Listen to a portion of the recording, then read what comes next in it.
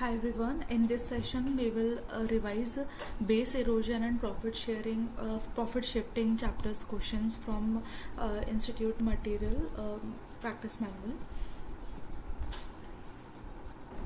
Question 1 says, what do you understand by base erosion and profit shifting?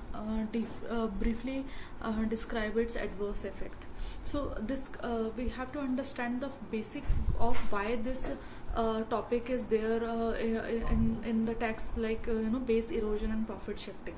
So if just as a quick example, we can understand that India, we as we know that India has comparatively a higher tax rates than few of the countries like Saudi Arabia, Dubai, where the income tax is not there for individuals.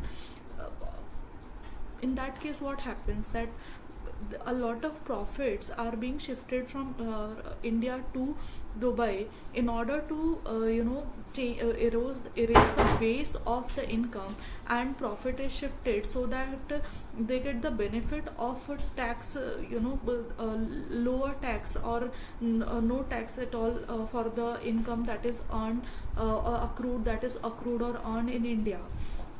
So that is why the provisions related to base erosion and profit shifting has come. Now, base erosion and profit shifting refers to the tax planning strategies that exploit gaps and mismatches in tax rules to make profit disappear for tax purposes and to shift profit to locations where there is little or no real activity but the taxes are low, resulting in little or no overall corporate tax being paid. What are the adverse effects of BEPS? Government has to cope with less revenue and higher cost to ensure the compliances. Next, in developing countries, the lack of tax revenue leads to significant underfunding of public investment that could help foster economic growth. BEPS data undermines the integrity of the tax system as the reporting of low corporate taxes is considered to be unfair when tax laws permit businesses to reduce their tax burden by shifting their income away from jurisdictions where income producing activities are conducted. Other taxpayer, especially individual taxpayer in that jurisdiction, bear the greater share of the burden. This gives rise to tax fairness issues on account of individuals having to bear a higher tax burden. So what are the 3 point that we have studied कि government को less revenue में cope करना पड़ता है, उनकी compliance के लिए उनको कॉस्ट ज़्यादा लगता है. सेकंड, डेवलपिंग कंट्रीज़ के लिए जो टैक्स रेवेन्यू से फंडिंग हो सकता है वो अंडर फंडेड होता है, and public investment basically underfunded रहता है, विच अदरवाइज क्या हो सकता था कि that would help in economic growth. Third is BEPS undermines the integrity of tax system, because अगर कॉर्पोरेट टैक्सेस में इस तरह का शिफ्टिंग करके the corporate taxes are move to a country where there is no tax, so what happens that उस country का tax burden mainly individuals के ऊपर आता है. This gives rise to tax fairness issues on account of individual having to bear a higher tax burdens. Now, what is the fourth adverse effect of BEPS? Enterprise that operate only in domestic market, including the family-owned businesses or new innovative businesses, may have difficulty competing with the multinational enterprises that have the ability to shift their profits across borders to avoid or reduce tax. Fair competition is harmed by the distortion induced by BEPS. आप recording में हो? हाँ, किया था.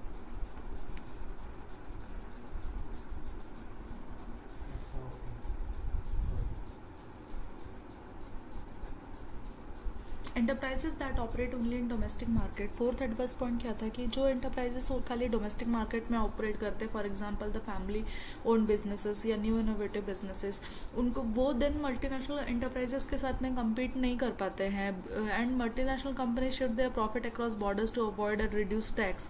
सो there is no fair competition between the companies. So these are the 4 adverse effects that we have seen of base erosion, profit shifting, tax planning done by the persons. Then what is question 2? Question 2 is about what are the significant OECD recommendations under Action Plan 1 of BEPS, which a recommendation has been adopted in Indian tax laws.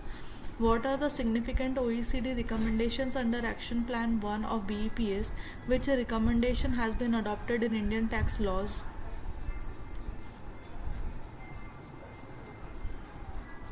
The OECD has recommended several options to tackle the direct tax challenges, which include modifying the existing permanent establishment rule to provide that whether an enterprise engaged in fully dematerialized digital activities would constitute a PE if it maintained a significant digital presence in another country's economy. A virtual fixed place of business PE is the concept of PE, that is creation of PE when the enterprise maintains a website on a server of another person of another enterprise located in a jurisdiction and carries on business through that website. Third, imposition of final withholding tax on certain payments for digital goods or services provided by a foreign e-commerce provider, or imposition of equalization levy on consideration for a certain digital transaction received by a non-resident from a resident or from a non-resident having permanent establishment in other contracting state. Taking into consideration the potential of new digital economy and the rapidly evolving nature of business operations, it becomes necessary to address the challenges in terms of taxation of such digital transactions. The concept of significant economic presence, which is similar to the virtual fixed place permanent establishment as recommended in 2015 BEPS Action Plan 1 report, is being introduced to section 9 subsection 1 clause 1. This is effective from assessment year 22-23. Significant economic presence of a non-resident in India shall also constitute business connection in India. Significant economic presence means, first, in respect of any goods, services or property carried out by a non-resident with any person in India, including provisions of download of data or software in India. Condition is that aggregate of payments arising from such transaction or transactions during the previous year should exceed 2 crores. Then second nature of transaction is systematic and continuous soliciting of business activities or engaging in interaction with users in India. And condition here is the number of users should be at least 3 lakhs.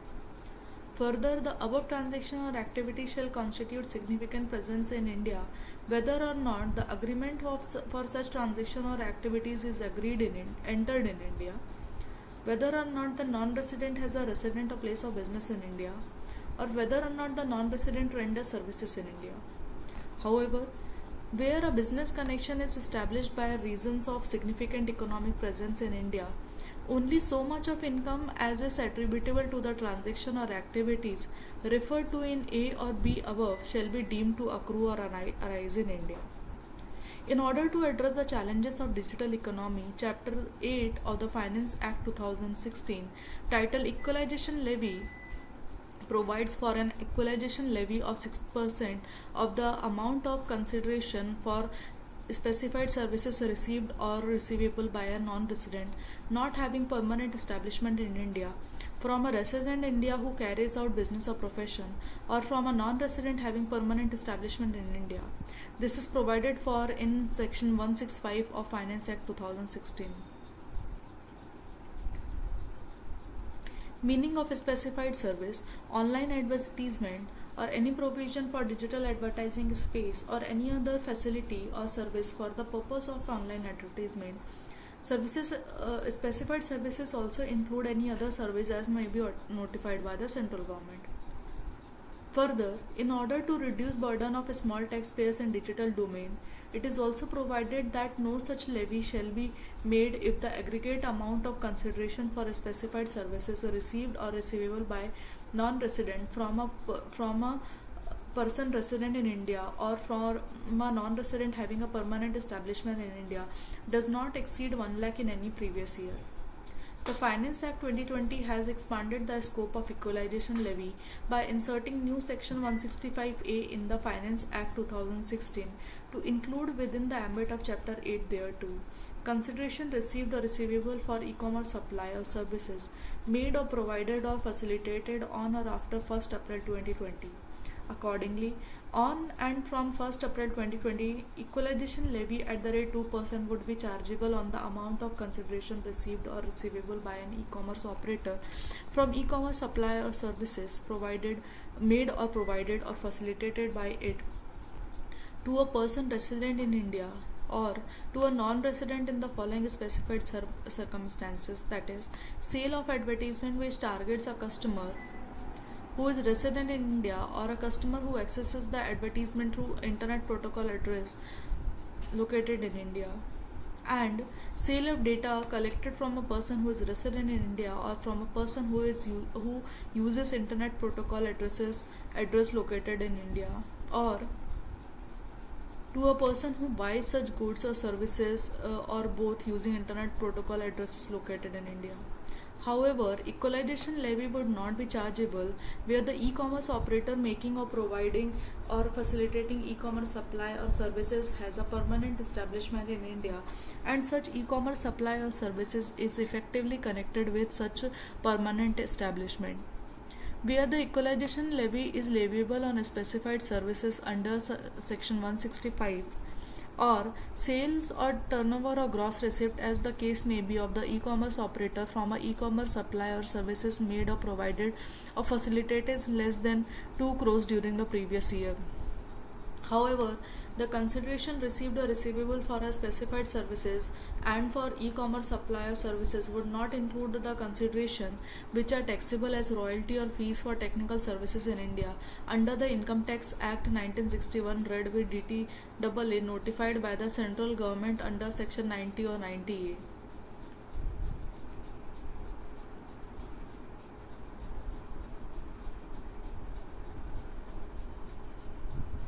So basically, overall we need to remember that OECD recommendations के action plan 1 of BEPS में equalization levy was the result of this action plan 1 of BEPS, where digital transactions were actually troubling a lot to the Indian government because of advertisement business. Basically the advertisement business is done by Facebook and different other websites like Twitter and all, targeting Indian customers, and that were not that was not covered anywhere in order to tax those companies, those non-residents, basically because they did not have a PE in India, so they were not getting taxed. So in that case, that action equalization levy was levied as under Finance Act 2016, which actually targeted the transactions, advertisement transactions by these companies. Secondly, the e-commerce companies which do not have a permanent establishment in India, for example Amazon, it does not have a PE in India and it is doing business across. It is actually selling the goods of e-commerce operators and to the Indian customers. So equalization levy again was levied on that company through this action plan of BEPS.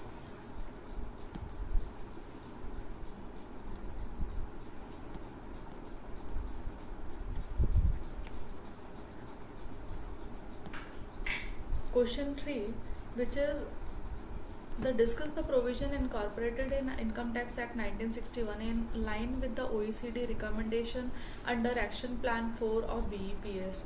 So, in line with recommendation of OECD, BEPS Action Plan 4, Section 94B has been inserted in Income Tax Act 1961 to provide a cap on the interest expense that can be claimed by an entity to its associate enterprise. The total interest paid in excess of 30% of its EBITDA or interest paid or payable to associated enterprises for that previous year, whichever is less, shall not be deductible.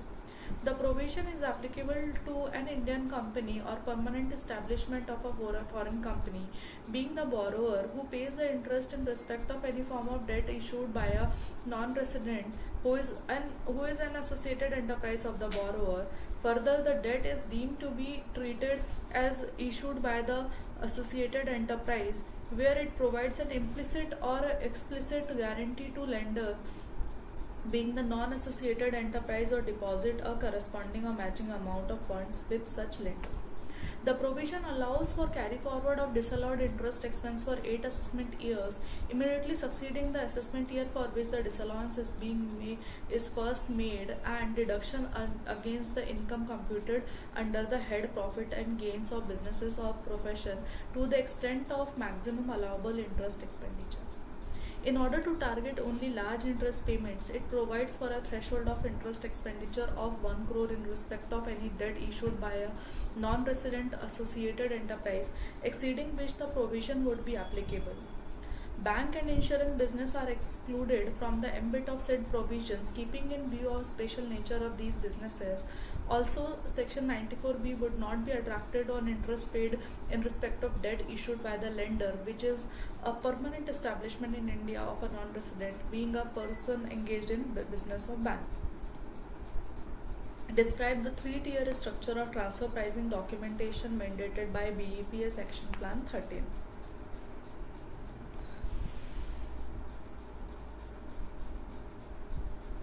So, three-tier approach to transfer pricing documentation is: one is the master file, second is the local file, third is CBC report, that is country by country report. So, master file requires multinational companies to provide tax administration with high-level information regarding their global business operations and transfer pricing policies. The master file is to be delivered by multinational companies directly to local tax administration. So, that is a high-level requirement रहता है कि master file के through जहाँ पर high level information of global operations, फिर transfer pricing policy क्या है, ये डिलीवर करना पड़ता है मल्टीनेशनल कंपनी को directly to the local tax administration.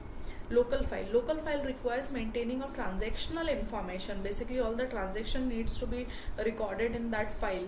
Information is specific to each country wise in detail, covering related party transaction and amount involved in those transactions. In addition, relevant financial information regarding a specific transaction, a comparability analysis and analysis of selection and application of the most appropriate transfer pricing method should also be captured. The local file is to be delivered by multinational enterprises directly to local tax administration. Country by country report.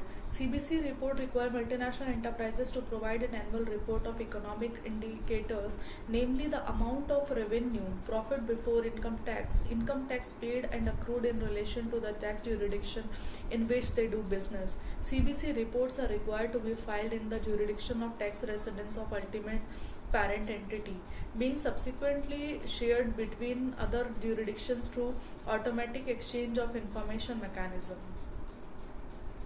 Question 5. Explain the nexus approach recommended by OECD in BEPS Action Plan 5, which has been adopted in Income Tax 1961.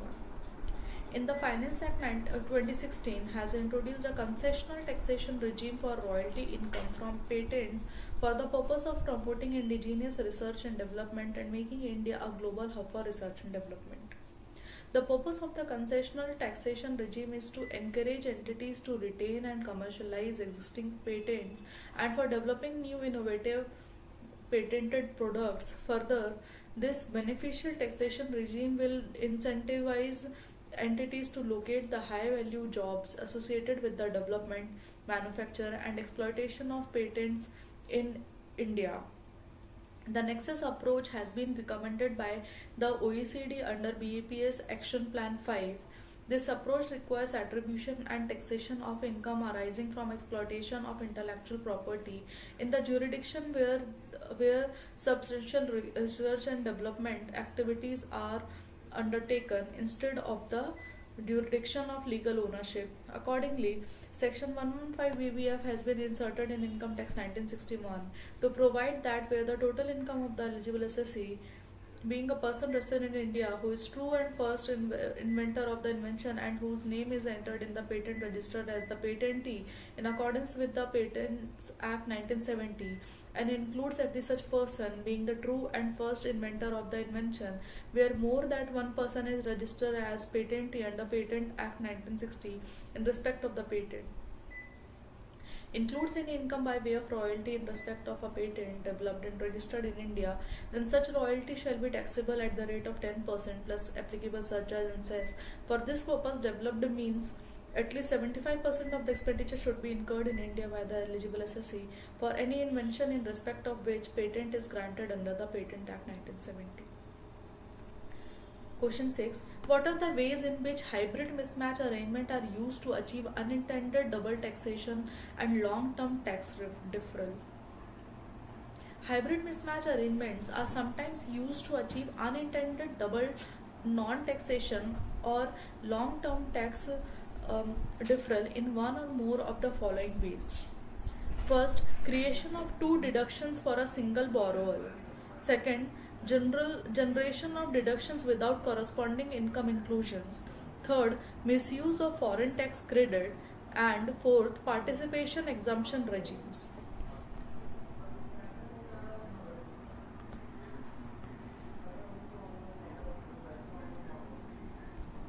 So first we started with understanding the base erosion and profit sharing and what are the adverse effect of it. Second, Action Plan 1 BEPS we understood in detail, in which the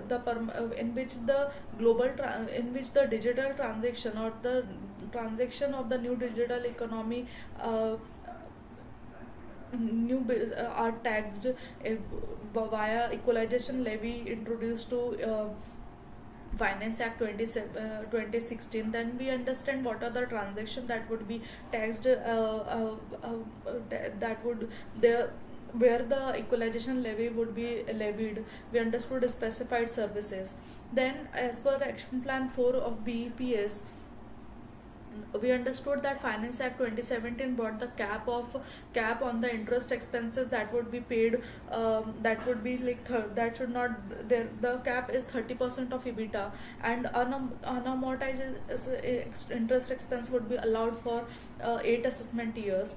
Then we understood the three-tier structure of transfer pricing documentation. One is the master file, second is the local file, then third is the country by country report. Then question 5, we understood the Action Plan 5, which has been adopted in Income Tax Act 1961, in which concessional taxation regime for royalty income from patents has been introduced. Then we understood the hybrid mismatch arrangements, ways in which hybrid mismatch arrangements are used to achieve unintended double non-taxation and long-term tax deference. In the next session, we will be covering overview of model tax conventions. Thank you for watching till here. See you in the next session.